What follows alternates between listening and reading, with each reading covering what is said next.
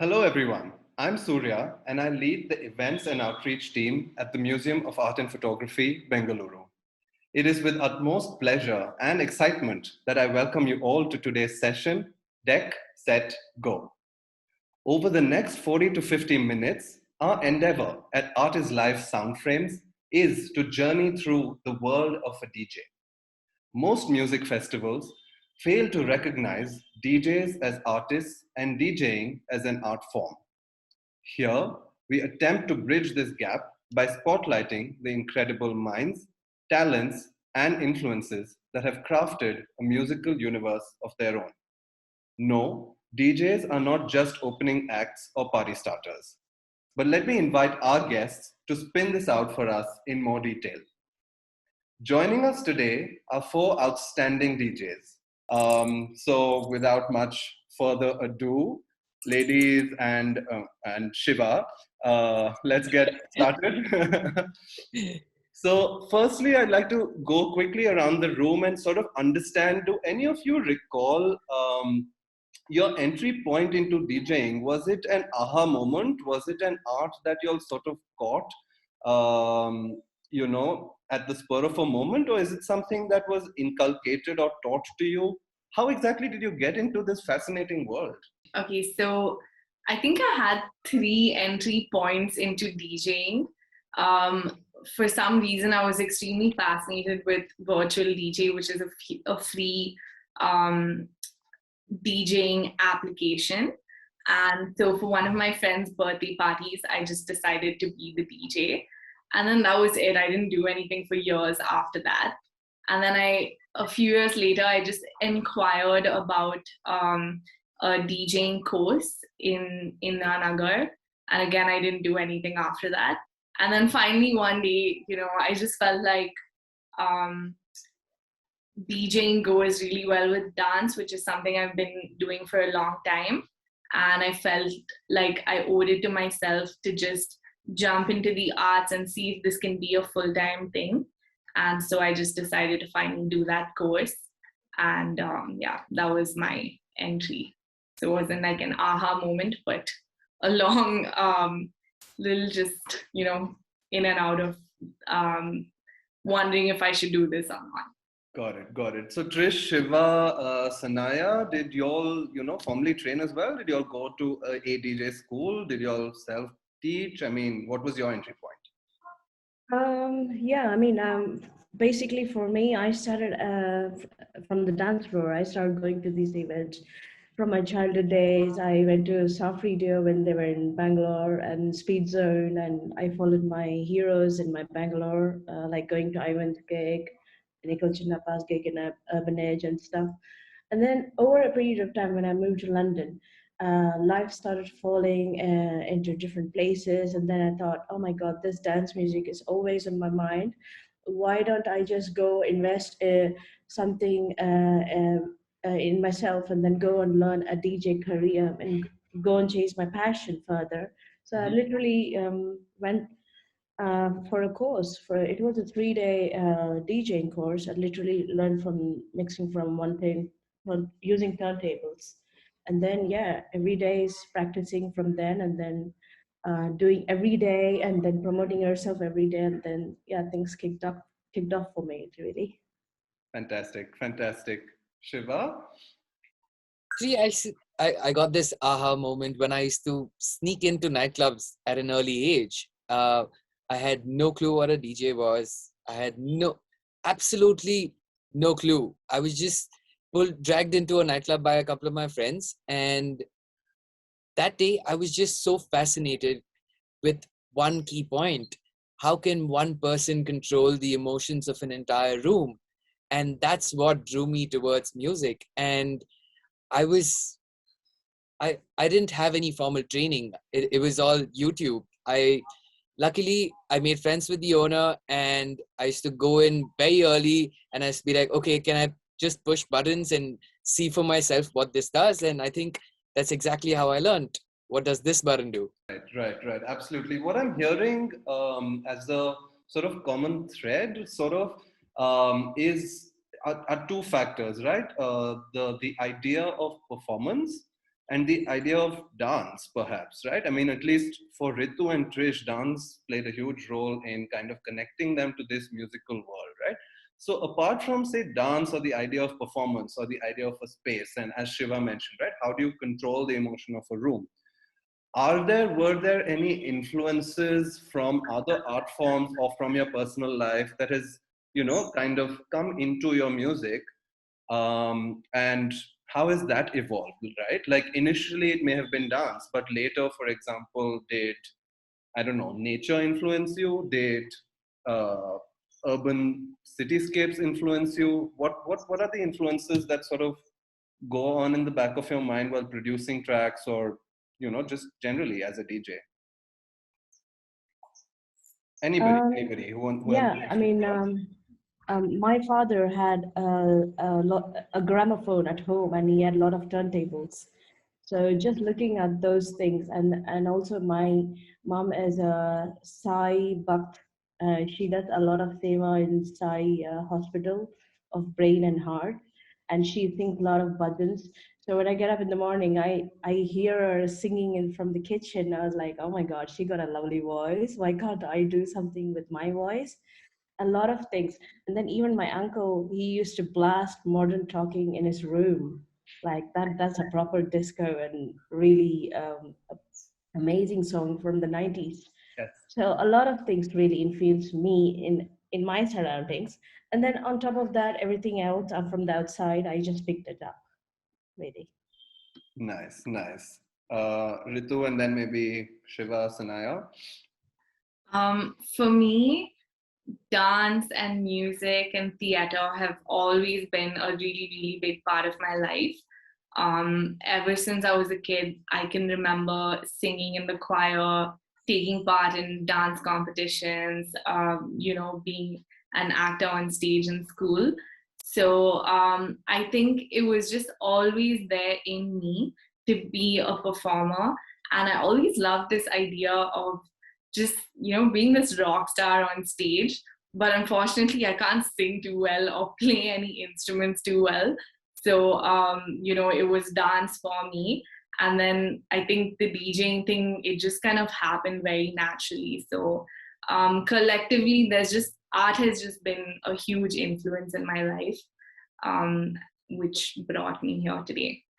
That's fantastic. I mean, and I'm sure they kind of add to each other and, add uniqueness to, I mean, I'm sure the music adds uniqueness to your dance and vice versa, right? Also. Um, and has that influence evolved over the years? Have you seen that grow inside you in terms of like, how you kind of bring hip hop into your music, or, take the world of DJing into, say, when you teach dance? Yeah, I think it's definitely made me learn a lot. Like, for example, when I started DJing, because of dance, I already had a lot of knowledge about music, about beats, about, just counting and things like that, which helped me with DJing. And then with DJing, there's just, you're always listening to music, you're discovering new songs. So that in turn has also helped dance. So I think both of them have just really complemented each other in a really great way.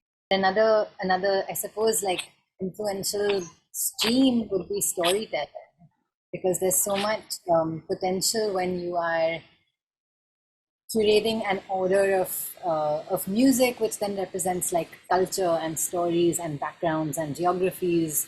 There's so much scope for, I think, traveling, like transportation, like literally taking people to different parts of the world, or like a spotlight on history or different movements. And I think that's something that even now is like an influencing kind of a spotlight in terms of how to approach the world of mixing. What is the role that audiences play in each of your different genres of music, right? So for example, Shiva is playing in a particular space in a particular context, and Sanaya, Ritu are playing in their own context, and the audiences are different. The cultures that you all are performing in are often different, right? So how does that influence your music, if at all? And if it doesn't, that's fine. But I'd like to know how and why. So for me, Anybody. I'd like to start with this because I'm a multi-genre musician, and it's sort of easy for me to judge the audience and switch genre because there's, as DJs, we call these bridge tracks. I mean, 1 second I might be playing hip hop, the very next second I might switch to like house music, and there will be a perfect transition and the audience will not know, or vice versa. And the simple answer to what your question was, according to me, is looking and at the audience in front of you. I mean, every time you test the record out, you will see reactions. If you can see them move, you have to figure out really quick that this particular sound is what is going to drive the night and help you storytell. So for you, Shiva, is it expression? Is it body language? Is it like a more macro picture of the room? I mean, I'm just asking you to sort of break it down for me, because as a noob to the Okay. field, when you say you get these signals from your audience, what are these signals like? Because for me, it's like if a whole bunch of people are jumping up and down, I think they're having fun, but you may not think so. Okay, so to break it down, let's hypothetically say that I'm playing in a room which has 20 people. I will test out one record, and I will constantly, my eyes are at the audience to see how they're responding to it. Now, if I notice that only like about 3 or 4 people are probably grooving or, humming or, just enjoying themselves, they start moving. The start of the night is the most crucial point of the entire event, is because that's when you'll figure out, okay, this is the direction I'm supposed to go with. And now that you saw that only 3 or 4 people are grooving to that particular tune, you'll switch to another probably genre or a slight variation in the record, and then like whatever gives you maximum amount of reaction, I think that should be your initial. You set the foundation with the sound that they want, and then you build it up, and then you educate and put out the music that you want to put across. That's purely my thought.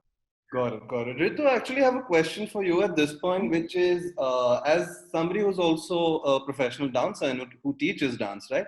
Does that sometimes hold you back in terms of being able to read your audience? Because the reason I ask this is, as somebody who understands dance a lot more, maybe somebody is actually dancing and enjoying, but you feel like they're not dancing enough. Does that hold you back? Very unconsciously, I kind of want people to dance. Like if I'm not seeing people dancing and having a great time, I feel like I'm doing something wrong. But I've learned over time that sometimes people just want to chill, and they might just be singing along to your tracks and still having a really good time. So I feel like although the macro picture is great, sometimes you also have to like individually make eye contact with people. They will look back at you as well, and they might be like, I love that song or something like that. So I think having those just looking at your audience, even if it's individually, to see what's happening, that's also a good indication. They don't have to be dancing and jumping to enjoy what you're playing. Right.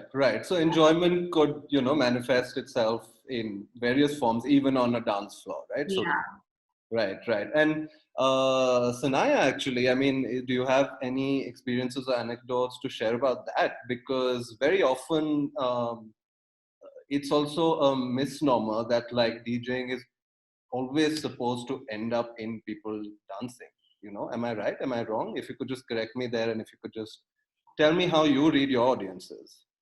Yeah, it's so relative to the context, right? It really depends what the room is. It depends what you are bringing to the room on any given day. And I think it's a much more nuanced conversation when you kind of move away from dance music, because visibly dance music does have a very visceral and it's almost like a visible sort of reaction that as somebody who is DJing, you can definitely make decisions off the basis of what you're seeing by means of movement, means of intensity on the dance floor, eye contact, as Ritu said, all of those, like, kind of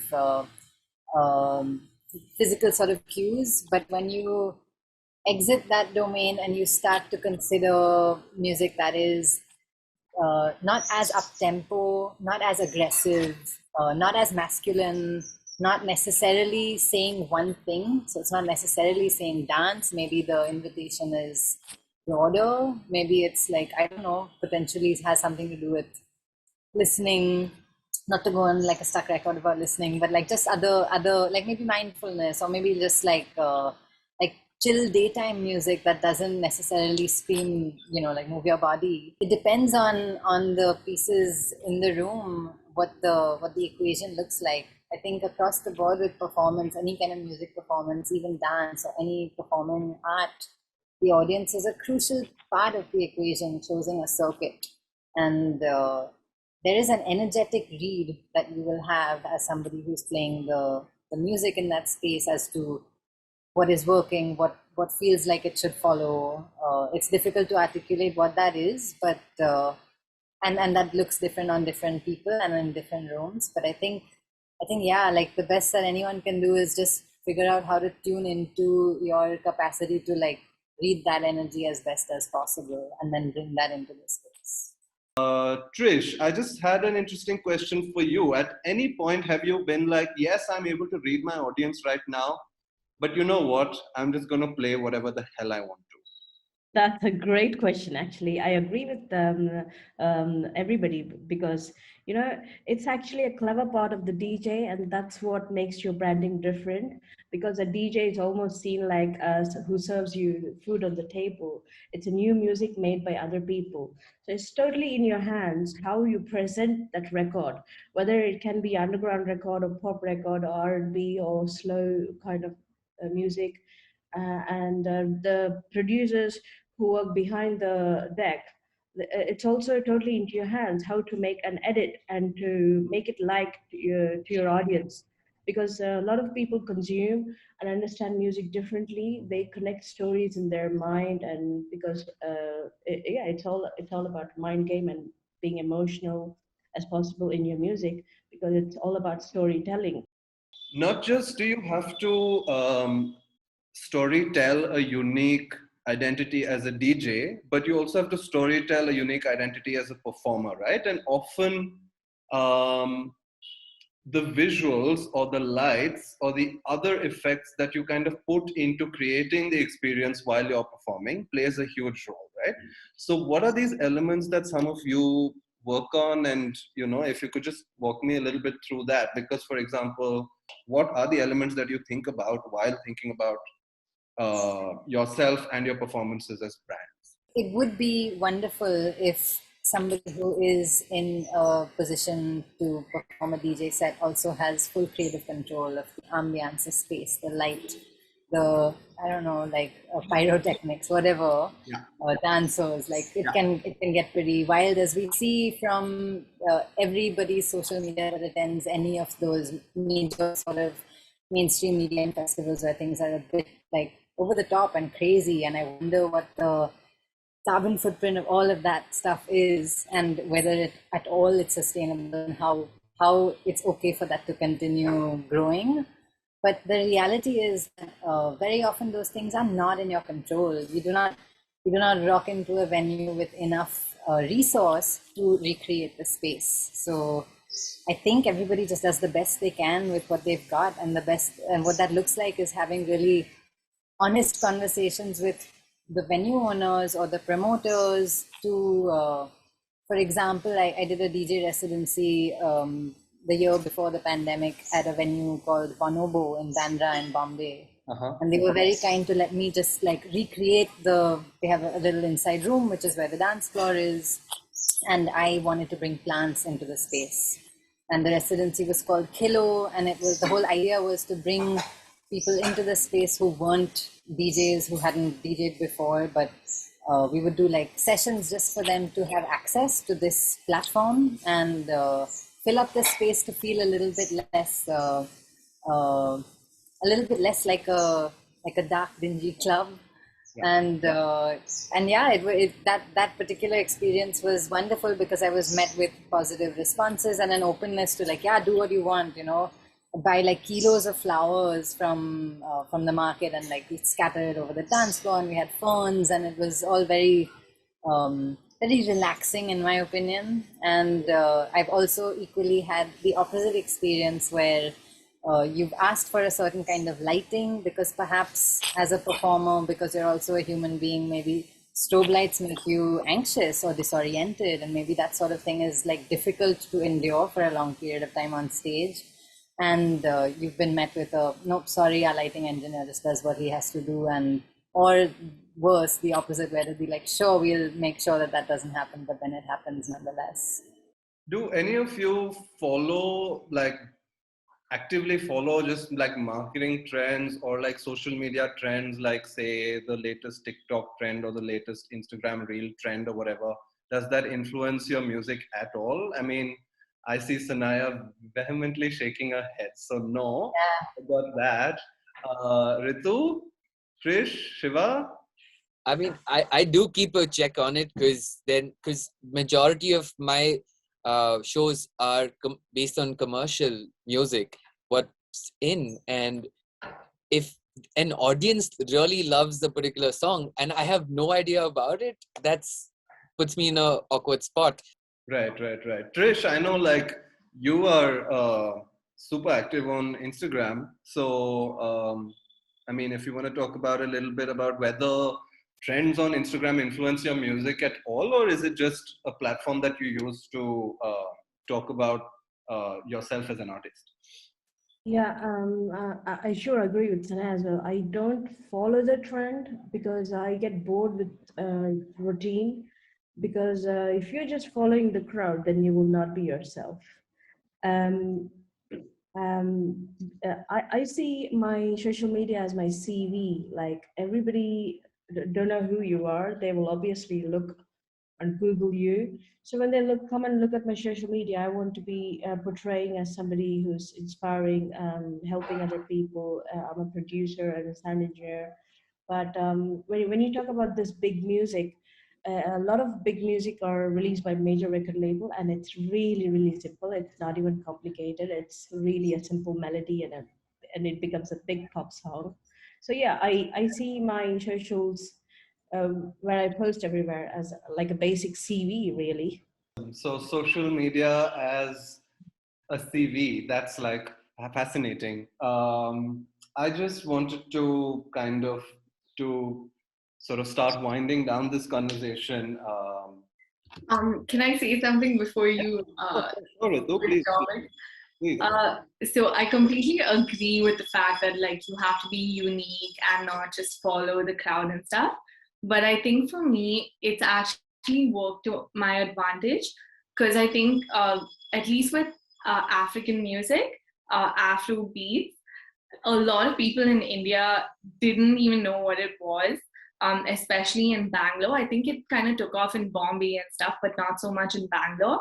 But now, because of these Instagram reels and because people are dancing to these songs, like for me, it makes me really happy. Like, everyone knows the song now. People are learning more about this culture, about this dance form, about their music.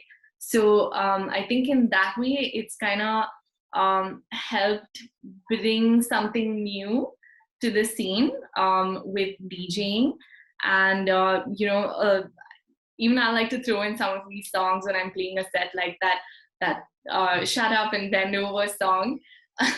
It's so annoying because everyone's dancing to it constantly on your Instagram reels. But the same thing when you play it at a club, you have this whole crowd just doing the exact same step, and it's just like this amazing feeling. So I think sometimes it's really nice and it has a lot of positive effects as well. Right. That's super interesting because fortunately, depending on how you look at it, I am hooked. I'm hooked to reels. Like I just cannot stop scrolling. And honestly, I relate to what you're saying, Ritu, because there are a bunch of those tracks in terms of when we talk about music as an industry, when we speak about discoverability, right, of new music, I feel Reels has really added a lot to the space, in the sense that for me personally, there are at least like 7 to 8 tracks that that are constantly stuck in my head as of today, that I would never have discovered if not for Reels. I want to add like just a little something after to respond to what you said. Me too, later.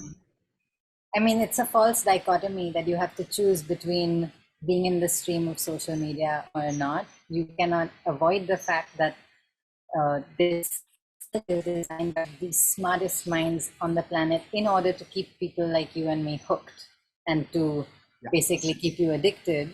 But I think it's really interesting that you said, Surya, that you wouldn't have otherwise found that music. You wouldn't have otherwise been exposed to it. And I think that's kind of alluding to something that maybe is a portion of culture that needs to like be examined in the spaces where people are interested in music and dance, which is what are the gatekeepers to this discovery? And if it is Reels, which is owned by Facebook, and if it is YouTube, then that's a problem, because the benefactors of your discovery through those platforms is big tech. And the truth is, the people who are making the music, or the communities from which the music came, or like Ritu said, you know, the like understanding and getting deep into the worlds of Afrobeat, for example, and the history of that, and what the, you know, the total abundance of information and music out there that is living on the internet is still living on the internet. It's still accessible and off the internet, of course. But I think if we kind of settle for this attitude, which we're victims of that in a way. We're being made to settle for this world where it's like you are fed your reel and you are fed your reels and you are fed your feed and all of those things. Then we will only be consuming this kind of cookie cutter content, and in the spirit of what you know, like music culture can represent, that's like really problematic in my. Finally, just to kind of pick your brains a little bit more, we started off by deciding or discussing, not deciding, you all decided that long ago, but discussing your entry point into the world of DJing.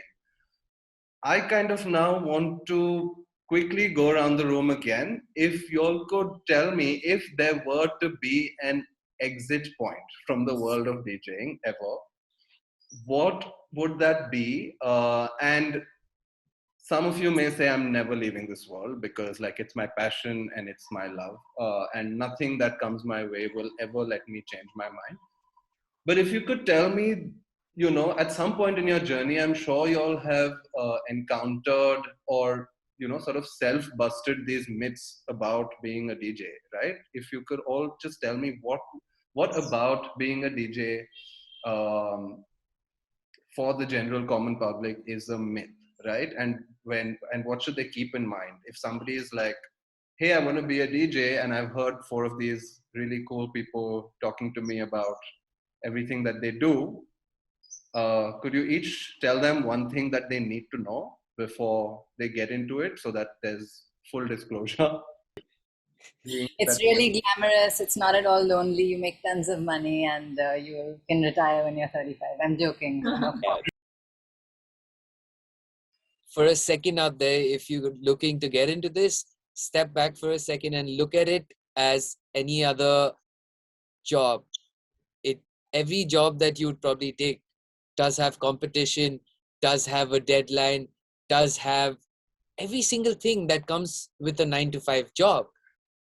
The fun parts and the trashy parts, you have to do both. Yes, definitely. Awesome.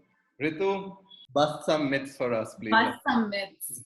You know, the whole purpose of this panel discussion was to showcase DJing or producing music as being an artist. You know, it's not just someone who stands there and plays one song after another that you can just walk up to and be like, hey, play this next and play this next. You know, I think a lot of people don't understand that we put in so much hard work into just telling a story and taking the audience through a journey, it's almost like a meditative experience. Like when you're there for those 2 hours, nothing else is happening in your mind except for just being in that moment. And it's all the work that you do before that to create that experience for someone. So I think really it has to come from within. Like Sanaya said, you have to have that love for the music, for this art form, before you actually get into it. Thank you all so much for crafting this narrative and this experience for us at Art is Life Sound Frames. So now, as promised, audiences, get ready, because we are going to have a fantastic live demo by Ritu first, and then we will move on to Trish, and we will end the session with Sanaya's deep listening exercise. Thank you all so much, and have fun. Bye-bye. Thanks, guys. It was great. Thank you, everybody. Really pleasure. Hi, everyone. I'm super excited to be sharing this demo with all of you today, and let's get straight to it. So in this demo, I'm going to be covering the basics of mixing, which includes timing, merging two songs together, and we're also going to look at hot cues, what they are, and how you can use them when you're playing music. So the equipment that I'm using today is a DDJ 400. It's by Pioneer. It's a nice little compact controller, and it pretty much does everything that you need it to. It has a lot of cool effects and things like that as well. And yeah, as you can see, I've hooked it up to my laptop so I can see all of my music here, but everything that I'm doing is from this DDJ 400. The software that I'm using is Recordbox. There's a lot of other softwares out in the market, but this is the one that I'm comfortable with and I like using. So yeah. All right, so let's get started. The first thing that you need to know before you start mixing music is timing. So basically, when you listen to music, think of it as lines in a poem, right? So even with music, you have these lines, except they're called bars. So for example, if you just count beats, you go 1, 2, 3, 4, and 1, 2, 3, 4. So those 4 counts make up one bar. So this helps you with knowing when to bring the next song in, knowing when to use an effect, and just about everything. It's like the basic foundation to mixing. So I'm just gonna play a song here, and we're just gonna count along with the song just to get an idea of it.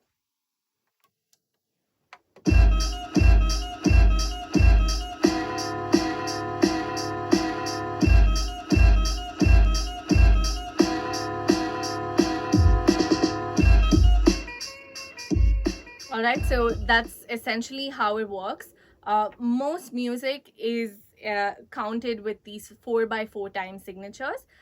Some of them are a little bit different, but mostly with DJing, this is as much as you need to know. So this works the same irrespective of the speed of the song. So even if I go faster,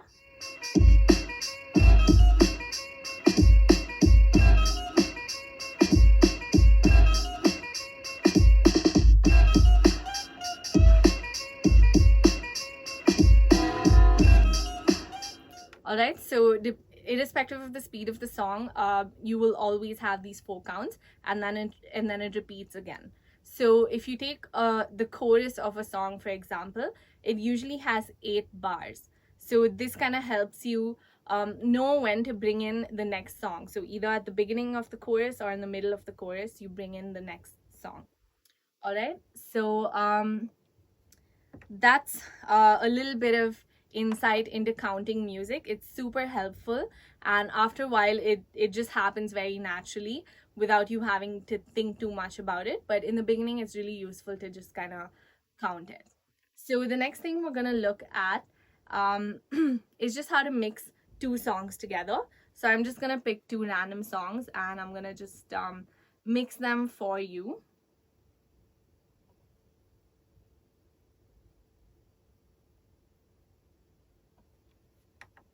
All right, so you can count along with me. just so you know how that works and when I'm bringing in the next song. All right, so we have our first song here that I was just playing for you guys.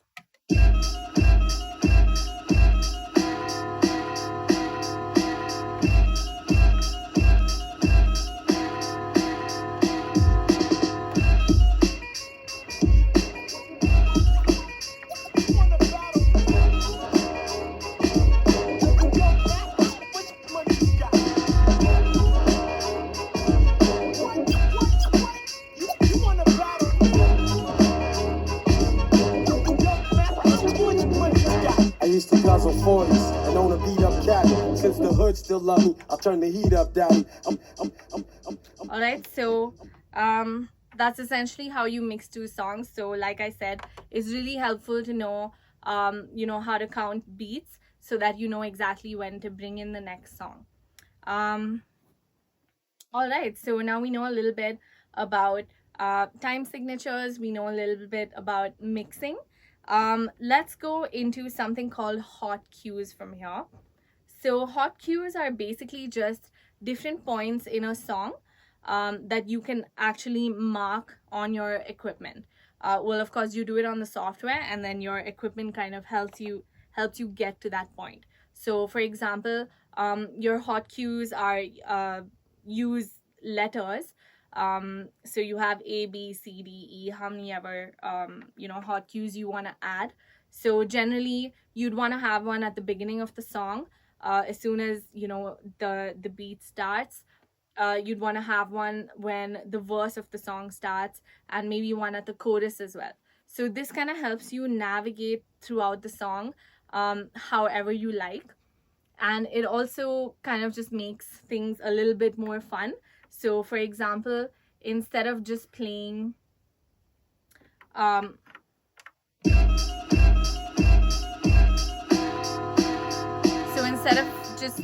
the song, if I want to use my hot cues, I can mess around with the song a little bit.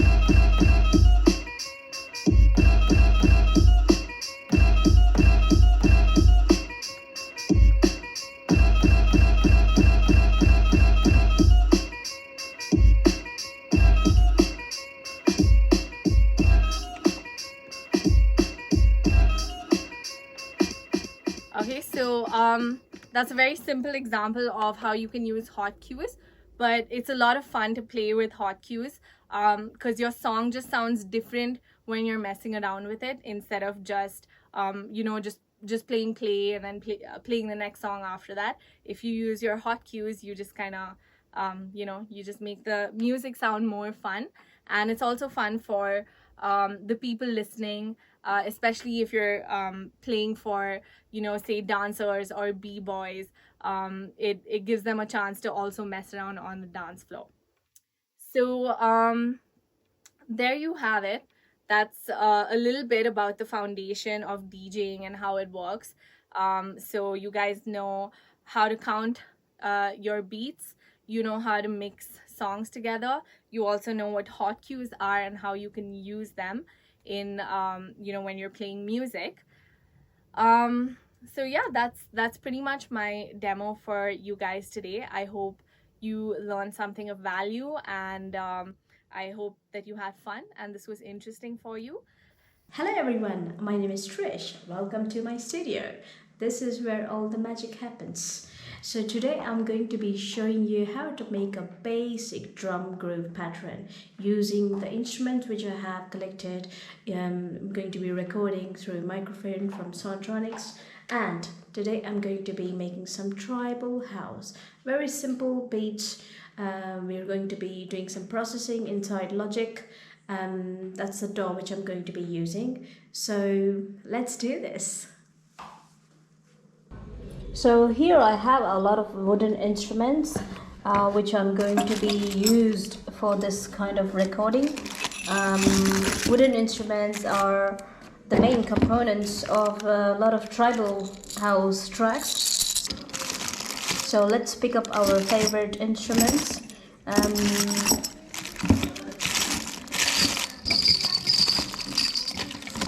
Yeah, we need that. We don't need that, and maybe a few of those. I'm going to be using this for all my recording. It's an amazing microphone from SONTRONICS,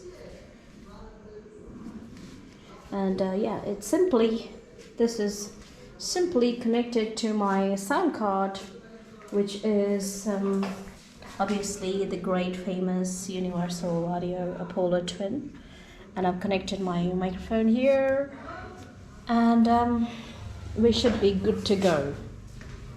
So yes, this is my DAW, and I'm going to be using Logic Pro today to process those drum grooves and show you a basic beat pattern to make a treble house track, maybe a little bit faster BPM around 124, and I've just used a bit of EQ on my talking line, which is just from the presets natural vocal, and then here I'm going to be recording all that instrument which I showed you. So yeah, let's start recording and let's get all the beats inside this DAW, and we will just make a 16-bar loop to start off with, basically a 16-bar groove. So yeah, let's start recording some instruments. I've just placed my mic just close so that I can talk and record at the same time.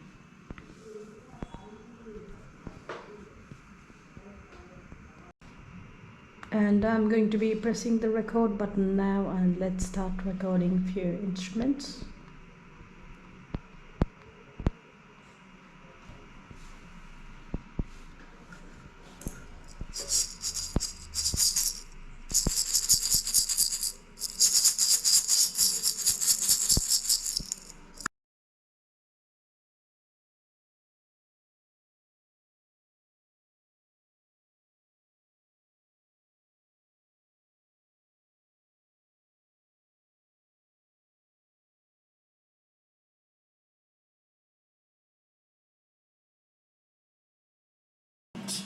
So I'm just going to be hearing them on their own and see what I want exactly from it.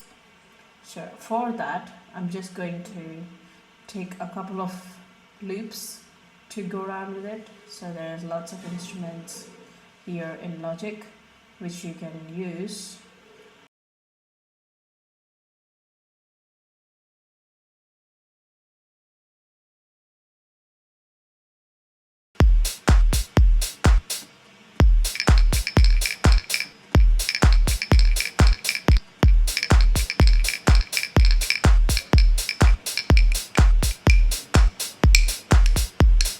Yeah, I think we can use that.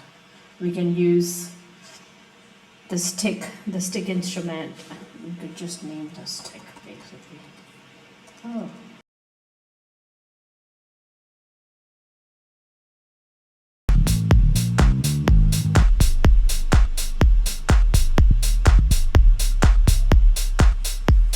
Yeah, I think I pretty much like this one. We can edit and chop and see what fits in. So I'm just going to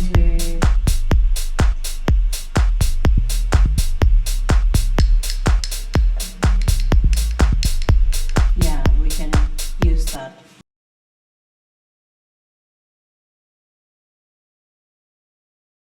We have now placed it in C3, so we'll just go, so we are going to be placing it in sub frequencies, so which is C2.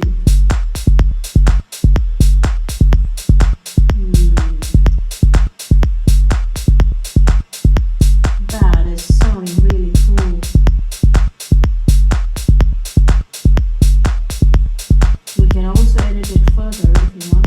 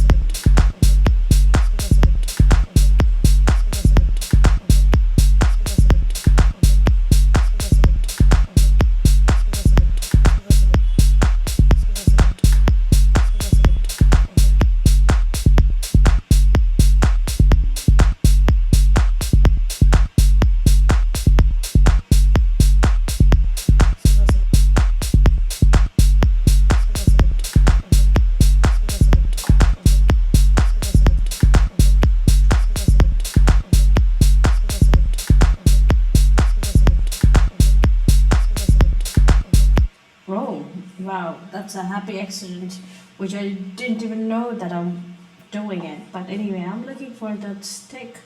So why don't we just carry on cutting this stick into the things what we want? So we don't even need.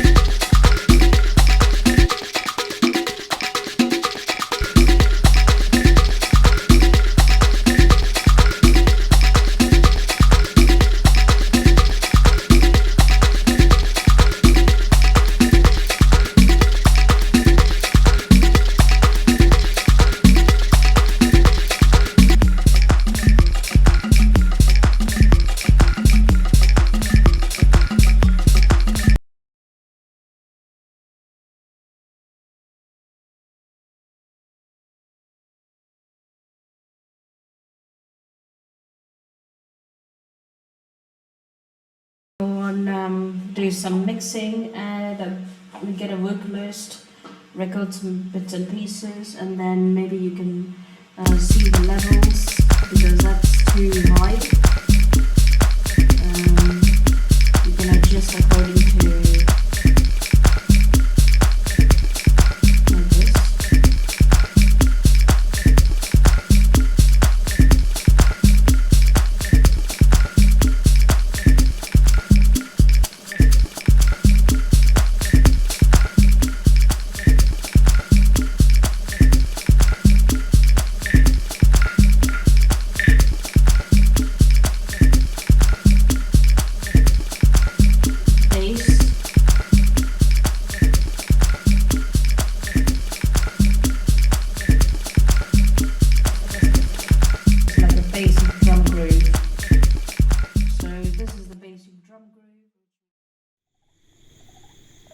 You can begin by closing your eyes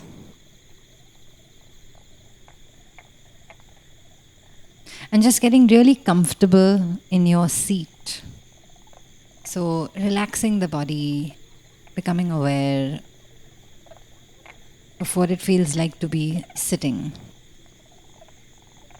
becoming aware of the shape of the spine, your shoulders, and just noticing if there's any tension or any gripping in any part of the body.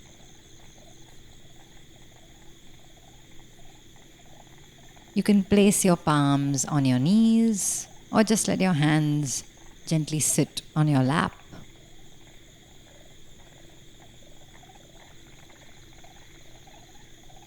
And for a moment, try to pay attention to your breath.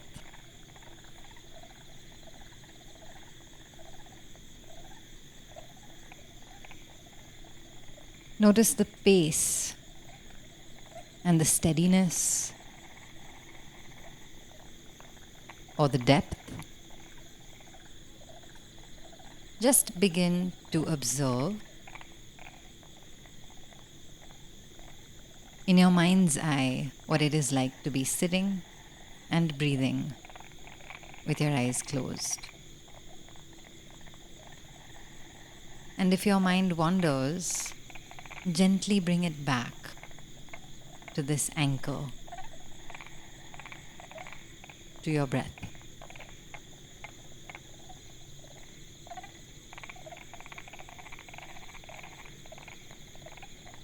With full, deep inhalations and long, complete exhalations.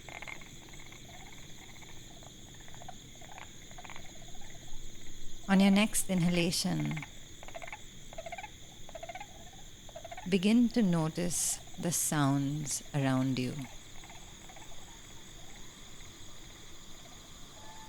Begin to pay attention to the furthest sound. Don't try to name the sound. Simply let your ears act like a microphone, gently moving your attention from one sound to another.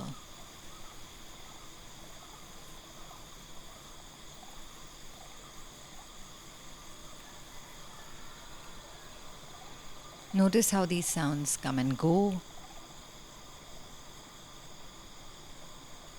Notice how some of them are sustained.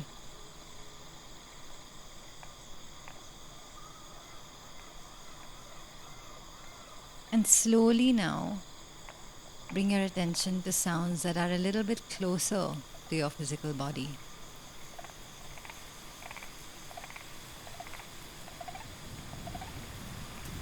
Sounds that might be coming from outside of the building that you're sitting in, or perhaps outside your room.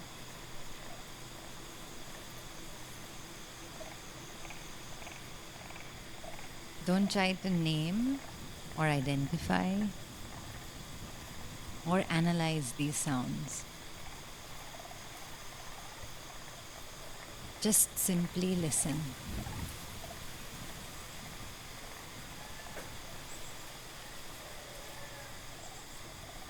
Allowing the mind to move from one sound to another.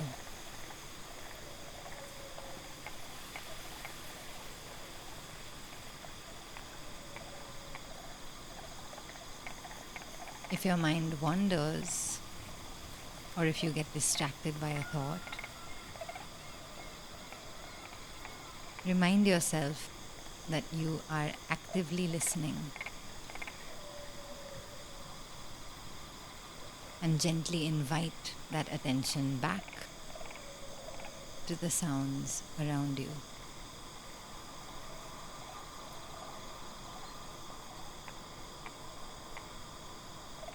On your next inhalation, collapse this radius of listening inwards, further into the space that your body is in. So begin to listen to the sounds that are arising from the room in which you're seated.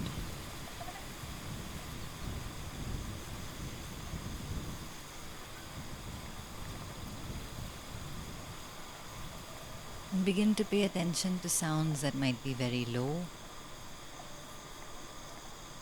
on the lower end of the frequency spectrum.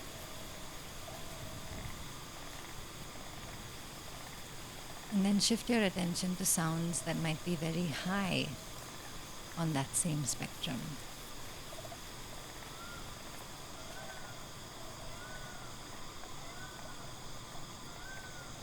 Pay attention now to the sounds that are arising from the right side of the body,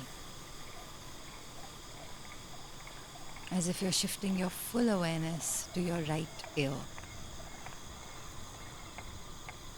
And only listen to those sounds that are coming to you from the right hand side.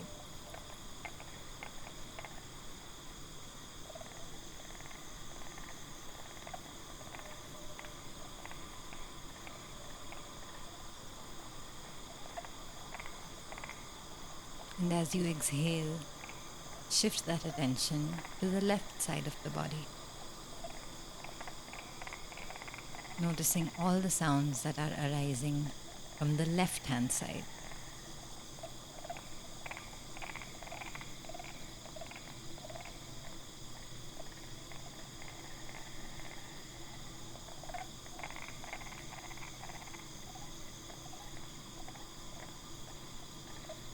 And then pay attention to any sounds that you can perceive to be arising from within the body.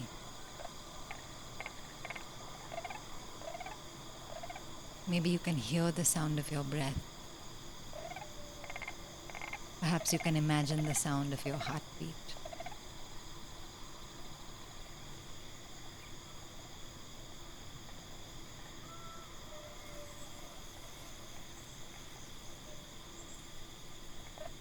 And slowly begin in your mind to visualize now this body sitting on the chair that you're sitting in the room that you're seated in.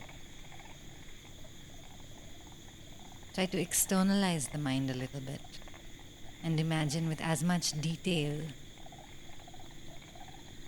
the table or a chair, perhaps a lamp, or the flooring.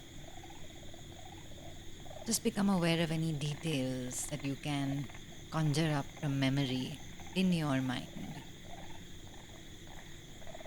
And as you do this, gently invite a little bit of movement. Maybe you can wiggle your fingers or your toes, or gently move your head from side to side. Taking a deep breath in. When you're ready, you can exhale and open your eyes.